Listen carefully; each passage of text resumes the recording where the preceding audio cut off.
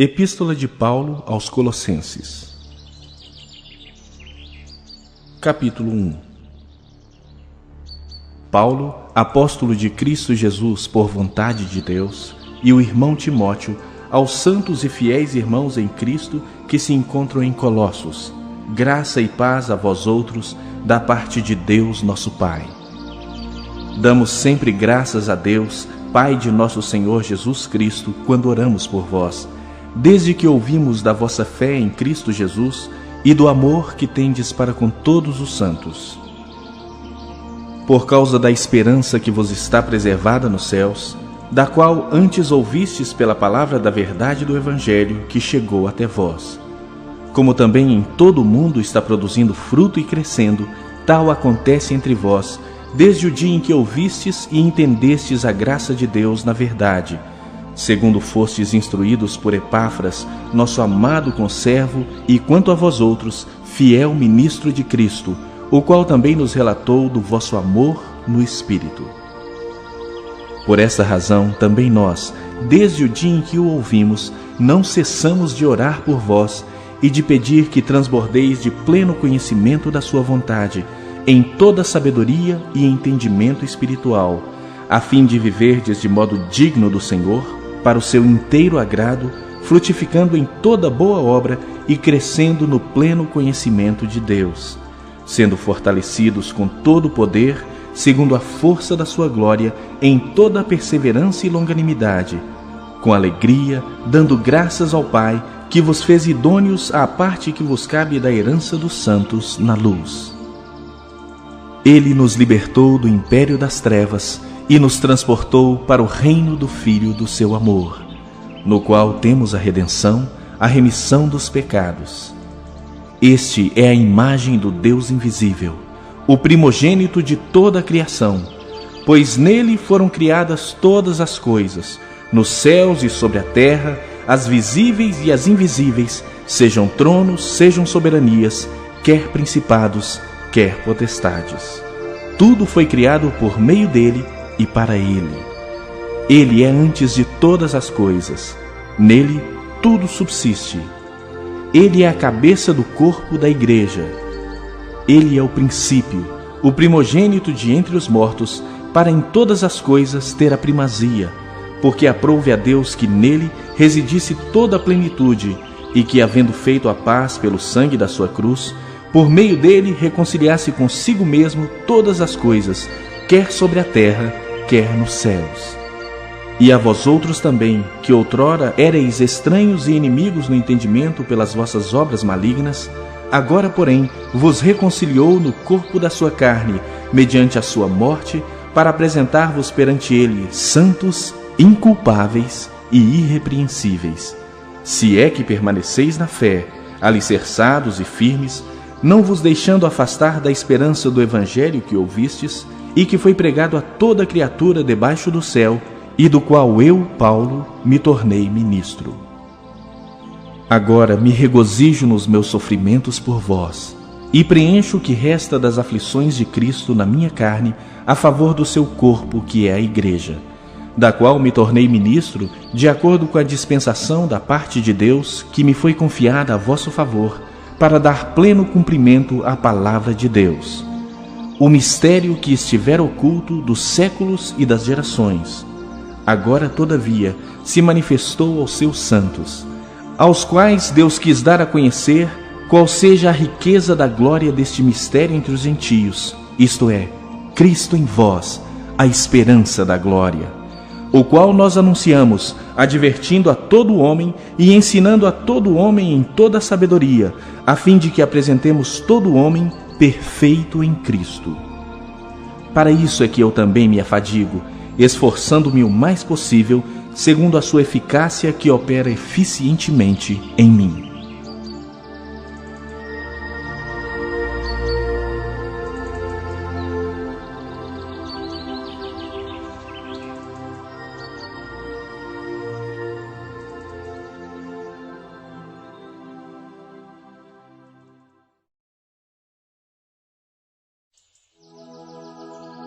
Capítulo 2. Gostaria, pois, que soubesseis quão grande luta venho mantendo por vós, pelos laodicenses e por quantos não me viram face a face, para que o coração deles seja confortado e vinculado juntamente em amor, e eles tenham toda a riqueza da forte convicção do entendimento, para compreenderem plenamente o mistério de Deus, Cristo, em quem todos os tesouros da sabedoria e do conhecimento estão ocultos.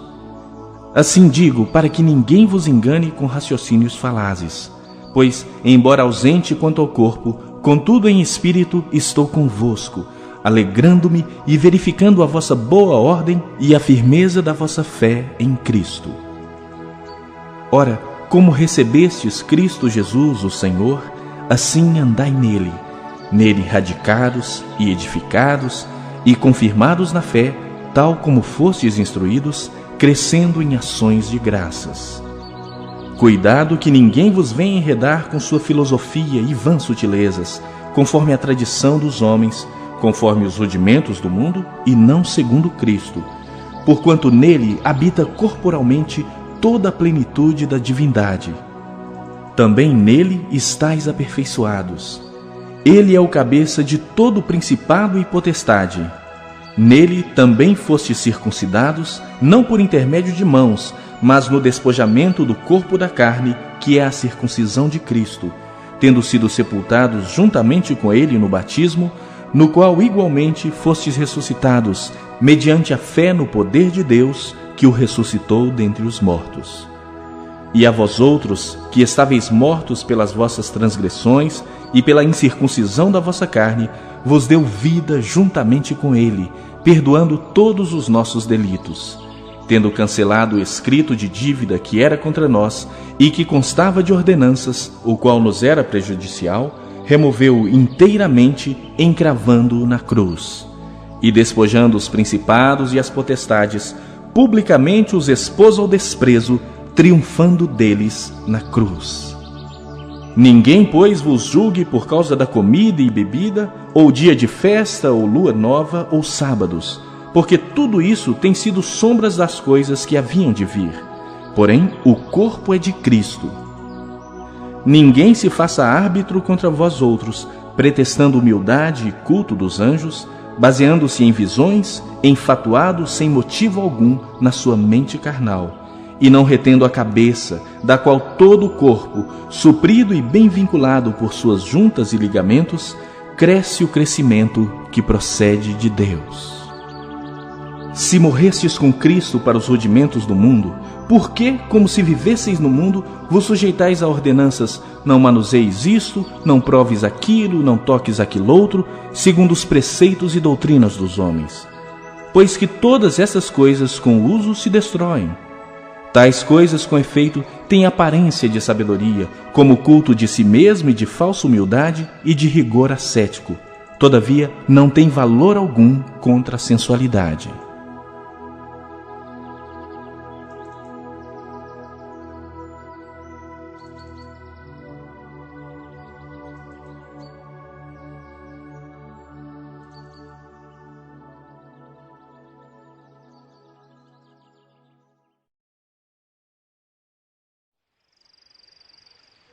Capítulo 3. Portanto, se fostes ressuscitados juntamente com Cristo, buscai as coisas lá do alto, onde Cristo vive, assentado à direita de Deus. Pensai nas coisas lá do alto, não nas que são aqui da terra, porque morrestes, e a vossa vida está oculta juntamente com Cristo em Deus. Quando Cristo, que é a nossa vida, se manifestar, então vós também sereis manifestados com ele em glória.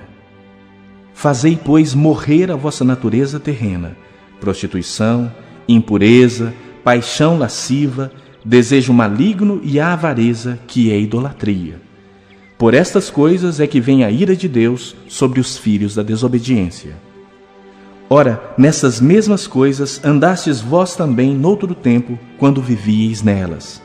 Agora, porém, despojai-vos igualmente de tudo isto: ira, indignação, maldade, maledicência, linguagem obscena do vosso falar. Não mintais uns aos outros, uma vez que vos despistes do velho homem com seus feitos e vos revestistes do novo homem, que se refaz para o pleno conhecimento, segundo a imagem daquele que o criou, no qual não pode haver grego nem judeu, circuncisão nem incircuncisão, bárbaro, cita, escravo, livre, porém Cristo é tudo em todos. Revesti-vos, pois, como eleitos de Deus, santos e amados, de ternos afetos de misericórdia, de bondade, de humildade, de mansidão, de longanimidade. Suportai-vos uns aos outros, perdoai-vos mutuamente, caso alguém tenha motivo de queixa contra outrem. Assim como o Senhor vos perdoou, assim também perdoai vós. Acima de tudo isto, porém, esteja o amor, que é o vínculo da perfeição. Seja a paz de Cristo o árbitro em vosso coração, a qual também fostes chamados em um só corpo, e sede agradecidos. Habite ricamente em vós a palavra de Cristo. Instruí-vos e aconselhai-vos mutuamente em toda a sabedoria, louvando a Deus com salmos e hinos e cânticos espirituais, com gratidão em vosso coração. E tudo o que fizerdes, seja em palavra, seja em ação, fazei-o em nome do Senhor Jesus, dando por ele graças a Deus Pai. Esposas, sede submissas ao próprio marido, como convém no Senhor. Maridos, amai vossa esposa e não a trateis com amargura. Filhos, em tudo obedecei a vossos pais, pois fazê-lo é grato diante do Senhor. Pais, não irriteis os vossos filhos, para que não fiquem desanimados. Servos, obedecei em tudo ao vosso Senhor segundo a carne, não servindo apenas sob vigilância, visando tão somente agradar homens, mas em singeleza de coração, temendo ao Senhor. Tudo quanto fizerdes, fazei-o de todo o coração, como para o Senhor e não para homens, cientes de que recebereis do Senhor a recompensa da herança. A Cristo o Senhor é que estáis servindo, pois aquele que faz injustiça receberá em troco a injustiça feita, e nisto não há acepção de pessoas.